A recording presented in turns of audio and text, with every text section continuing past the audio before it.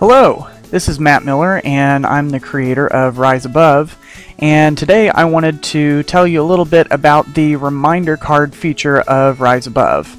This is one that sometimes when I tell people about the site, this is something that they don't totally grasp at first, so I thought I'd try to make it a little clearer through this video. So obviously you click on the little icon here on the welcome page to go to the reminder card section. Basically what the reminder card is it is a list of criteria from the RISE rubric that is not as easily documented in the data entry section of the website.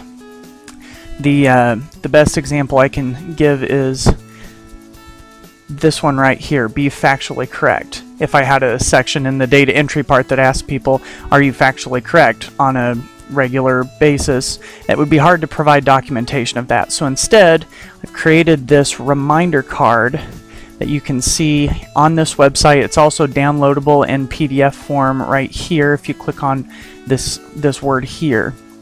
And basically, if you'll download a copy of this and print it out and post it someplace, maybe by your desk or on your podium in your classroom or by your computer, and it can just serve as a visual reminder of all these things that we should be doing in our classrooms that aren't quite as easily documentable in the Rise Above data entry section. So as we look down through these, they're grouped into 4 sections. We've got the be persistent, be relevant, be intentional, and challenge students. And so basically these are all things that the RISE rubric tells us that we should be doing as teachers. And what this card does is it just reminds us. It says it's a reminder card. It reminds us of these things so that when we're teaching, we will discourage passive receptive learning, and we will remember to keep our students actively engaged. You know, with a lot of these things, hopefully these are things that we're already doing as teachers, but this just serves as a reminder that they are part of the RISE evaluation. So once you're teaching, and if you come up with some good examples of these, for example, if you came up with a good way that you restated and rephrased instruction in multiple ways, and you thought, that's something that I'd like my evaluator to know about, what you can do is you can go to the data entry section right here under Member Home, or you can just click on Member Home and that takes you to the welcome page where you can click this button. And it brings up the data entry section. And if you remember, I'm going to have to go back, I can't remember which one it was. You have to remember which indicator, so the number right here. So if we go down to, let's see, it was,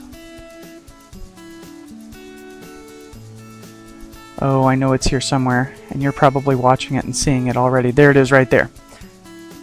Restate and rephrase instruction in multiple ways, that's a 2.2. So if we go to the Enter Data section, and it comes up, and we go down to the reminder card, we go down to 2.2, and this is where we type our information about restating and rephrasing instruction in multiple ways. Obviously you wouldn't want to type it like that. You would type what you actually did in your classroom, and then it will give you the date stamp so you'll remember when you entered it, and it will give you the 2.2 right there that shows where it was that you got your where you entered your data. Come down here to the bottom, you click submit, and then it goes in there, and then whenever you view your evidence reports, it will show up in the 2.2. It won't show up in this one because I didn't hit submit, but it would show up right here in this 2.2 section. That's obviously all of our criteria for the rubric, and then it would show up right down here where instead of saying interesting connections here, it would say 2.2. So that's basically how it works. Hopefully that makes it clearer. If you have any questions, obviously come to the contact form here and send us your questions. And thanks again for using Rise Above.